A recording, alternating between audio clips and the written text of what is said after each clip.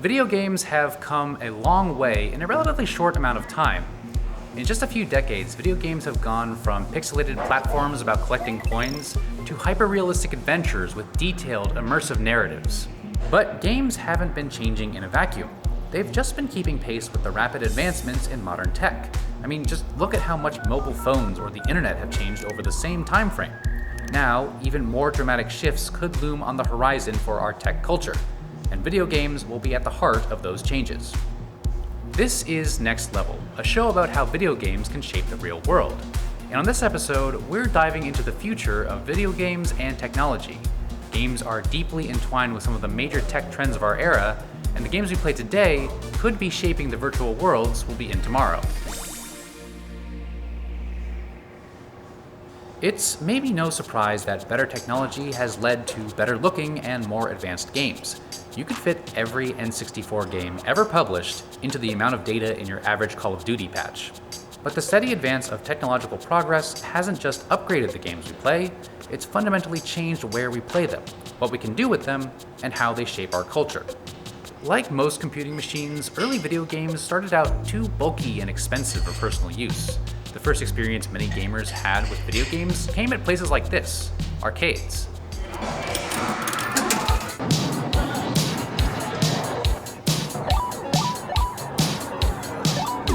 The rudimentary tech of early games made them into social experiences. If you wanted to play some video games, you had to put on real pants. These constraints formed an ad hoc culture among players. Certain games became spectator events, as people crowded around machines waiting for their turn. Social customs like placing a quarter on a machine to reserve your go helped turn arcades into a communal experience.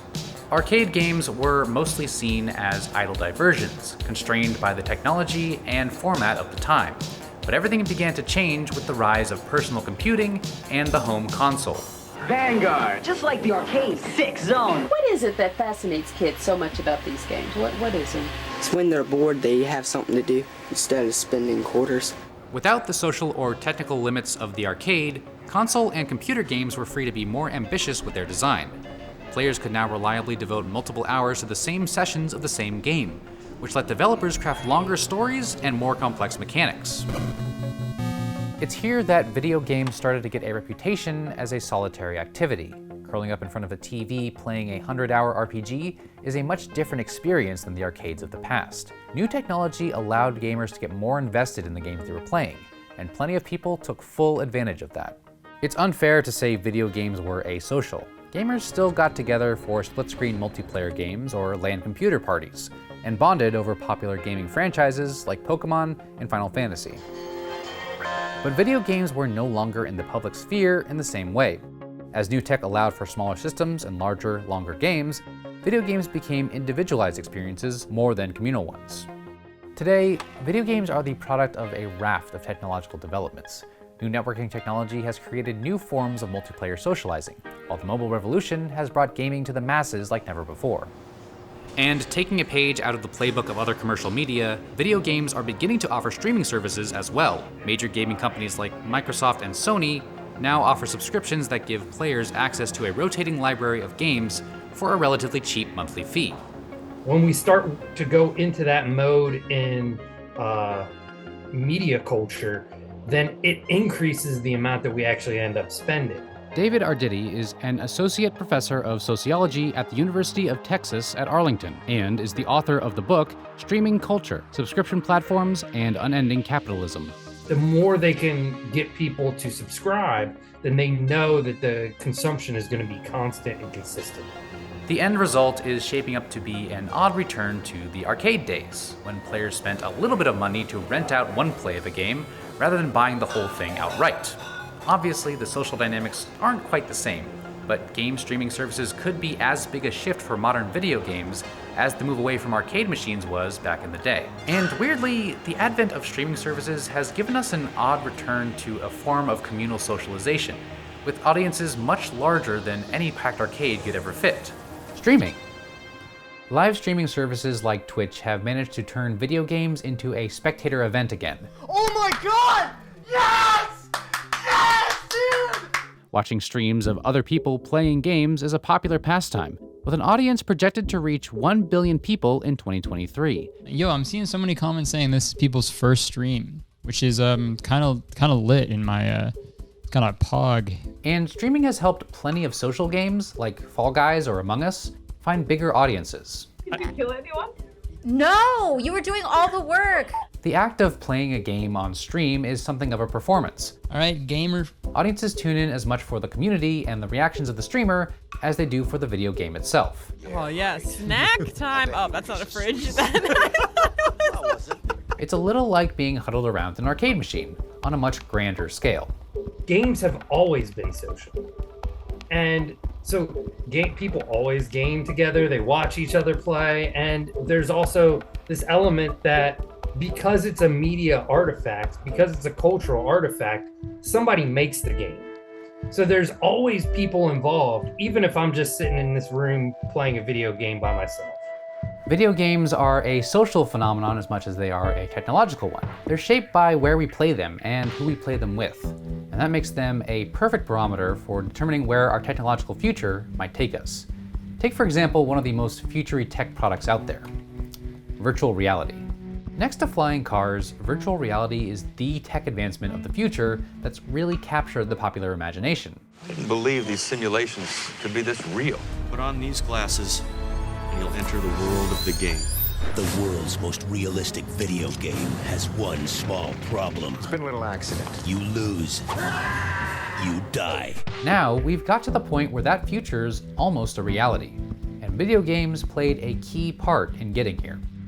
The first wave of what modern VR headsets look like, sleek visors with a pair of hand trackers, began as devices to play video games.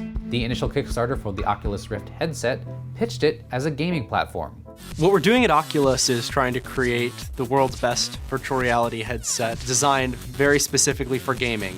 While the HTC Vive and PlayStation VR were both developed by game companies. Today, these headsets have gone far beyond just games. Massive companies like Meta have grand ambitions of using them to build a new digital reality. But before VR takes over the world, there's a few physical limits it needs to account for first. Virtual reality is still a fast-growing market segment, helped by cheaper standalone devices like Meta's Quest headset. But VR adoption requires more from its users than other technology does. Putting on a headset adds a host of new physiological complications. On the first day they experienced virtual reality, about half of them couldn't play even 20 minutes of an off-the-shelf game without becoming too sick to stop, that they had to stop. Jonathan Kelly is a professor of psychology and human-computer interaction at Iowa State. He recently conducted a study examining how moving around in VR can lead to nausea in players, an effect known as cybersickness. Cybersickness is like motion sickness in that the brain gets tangled up trying to process the gap between your perceived versus your actual momentum. But while motion sickness comes from unexpected movement, cybersickness happens when your brain thinks you're moving forward, but your actual body is just sitting there. This kind of sickness is already a problem for certain video games with sharp, juddery camera movements. The added immersion of virtual reality just magnifies those existing issues by forcing you to inhabit a virtual perspective. VR technology has come a long way towards alleviating this problem. Early causes of cybersickness like visual lag have been reduced by better hardware. But paradoxically, some tech advances in VR might actually make the problems of cybersickness worse. As tech improves, cybersickness becomes a bigger problem. So for example, field of view gets wider and wider as these head-mounted displays improve, and that means there's more visual stimulation happening, and so therefore more likelihood for cybersickness. Kelly's recent research looked at whether repeated exposure might help people acclimate to cybersickness. The study found that exposure did help people stop feeling less sick in VR, but it didn't eliminate cybersickness. And obviously, making yourself repeatedly sick over and over again isn't the best way to engage with something. There are solutions for alleviating nausea in VR, but they tend to involve watering down the experience in some way. For instance, plenty of VR games have replaced walking around with short-range teleportation mechanics, which tend to be somewhat more of a hassle than just moving your virtual body around. The teleporting interface, right? You don't become very sick because you eliminate all the visual motion, but it's less engaging. And so all the current solutions have some negative consequence when it comes to the visual scene that's being presented. This is a significant limiting factor in how people can engage with VR. The idea of using it for work or leisure will be anathema to some people until this problem is resolved. Which is a shame because when the tech does work effectively, it can have some surprisingly novel effects. There's this fidelity and this immersion that comes out of that just really changes how you see people. It feels like they're standing next to you in a way that just adds a different dimension of connectivity between a couple people. This is Strauss, a video essayist who's talked extensively about the affordances of virtual worlds and virtual reality. He's also a member of the staff at VRChat, one of the most prominent platforms for socializing in VR. As a service, VRChat resembles something from the earliest days of the internet. Its public spaces are chaotic and often noxious, while smaller private servers end up becoming hubs for creativity and community. VR platforms like this have the same affordances as the rest of the internet. They give users a space to socialize and collaborate without the physical constraints of real life. But VR's added dimensions can start to bring questions of self-identity to the table. People often come into VRChat and they say, like, I want to be myself. And then they start to question what that actually means. What is myself at that point? And it really allows people to change that aspect that they never really considered in a way that, like, MMOs have always kind of done. As far back as 2007, psychologists have noted the transformative effect a digital avatar can have on the player. When you're running around a virtual space in a digital body, there's a slight tendency towards identifying that body as yours, even if it doesn't match your physical one. This effect is inescapable in VR, where the entirety of your experience is filtered through a customizable digital avatar. When you and everyone around you can look and act like anything they want, it has a profound effect on how people socialize. You just stop seeing them as like a character, and they're a person in this space with you, and you feel their presence in a way that's hard to describe until you experience it yourself. Virtual reality is about much more than games these days. There's a host of industrial and commercial use cases that are experimenting with the medium. But the effects and affordances set up in the early days of VR gaming continue to shape how people use and understand the platform. Of course, the purveyors of VR aren't just interested in niche use cases. Companies like Meta want virtual reality to be the cornerstone of our new digital future. Since we're talking about the future of games and technology, there's no getting around it. It's time to talk about the metaverse. The allure of the metaverse, a more physical and immersive version of the internet, has been a sci-fi mainstay for decades. A whole virtual universe. But there's been a recent push to bring the concept of the metaverse into reality. This latest wave of metaverse hype has inspired the likes of Mark Zuckerberg to rebrand his company. Starting today, our company is now Meta. And plow $10 billion into creating a digital persistent space. Welcome to a place of limitless possibilities. The results have been slightly underwhelming thus far, but the overarching vision to create a vast digital world that will augment the real one is something the tech sector has been chasing for many years now in various incarnations. Whether Meta or anyone else succeeds at bringing the metaverse to the masses, they'll be building on the lessons of meta worlds that have come before, many of them in the form of video games. I think one of the powerful things gaming worlds have tried to do is kind of gesture or signal to people, come live in this space, right? Come develop communities in this place. And that gesture of bringing people in has been really powerful. T.L. Taylor is a professor of comparative media studies at MIT, who's written about digital communities. She's tracked the development of culture and player behavior in online games. Some of the earliest persistent online spaces were games. The multi-user dungeon text games combined the sprawling text adventures of the time with chat rooms for players to hang out. They're a direct precedent to what we'd think of as massive multiplayer games like World of Warcraft. Graphical worlds like WoW and EverQuest brought in a flood of new users to explore these virtual worlds. And once people started getting more invested in these spaces, players began to form social connections and protocols inside the digital world. All right, thumbs up. Ready, guys? Let's do this. Leroy Jenkins!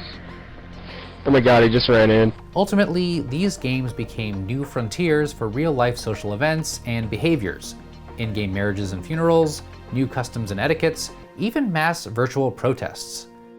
On one occasion, a virtual epidemic in WoW spawned actual research about how real humans would behave in pandemic situations.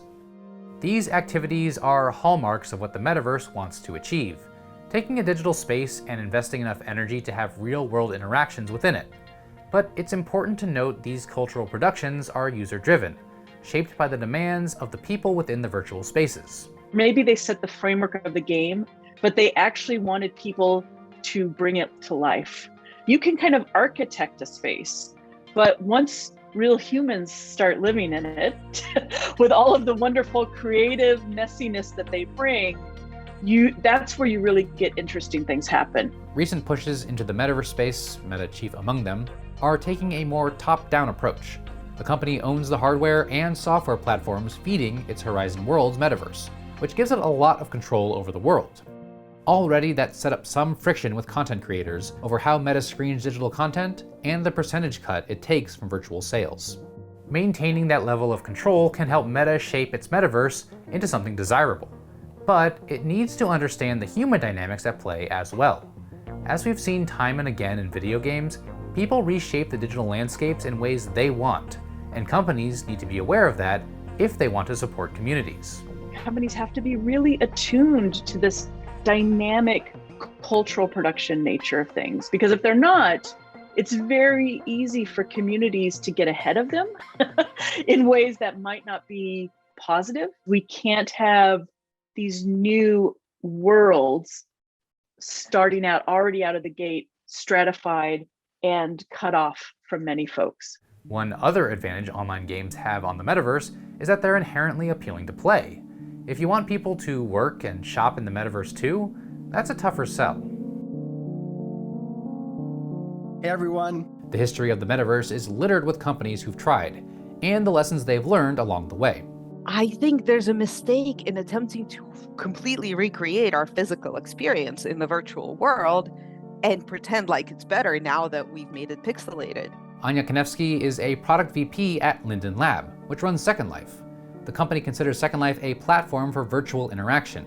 Users hang out and buy and sell digital objects and plots of land on a shared, persistent world. You have to think about why you're doing it virtually, right? It has to be better than what you can do otherwise. Second Life hit its stride heading into the 2010s, and for that moment seemed set on becoming the new metaverse.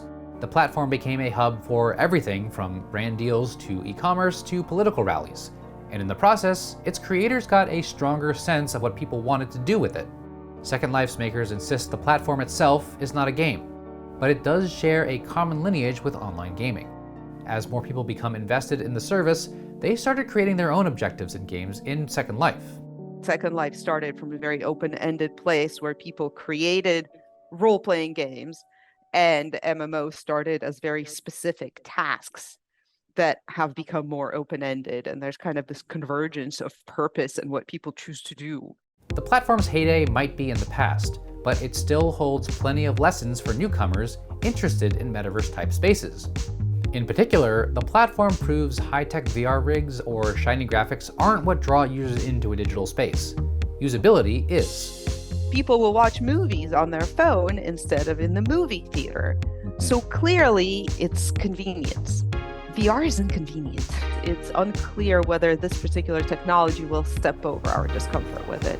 Video games and the spaces they've taken us to have laid the groundwork for the virtual realms we may occupy in the future. But despite all the grandiose predictions, there's no way to really know what's in store for our virtual realities, or the gaming industry in the years to come.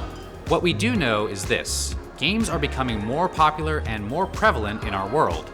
Games come in all different shapes and sizes, can cover an infinite range of topics, and are reaching more people now than they ever have before. So even if the biggest and boldest visions of the future don't pan out, it's still worth keeping an eye on video games, because video games are shaping the world right now, and they might give us a glimpse of what's to come. The energy is just leaving my body. What's up, gamers?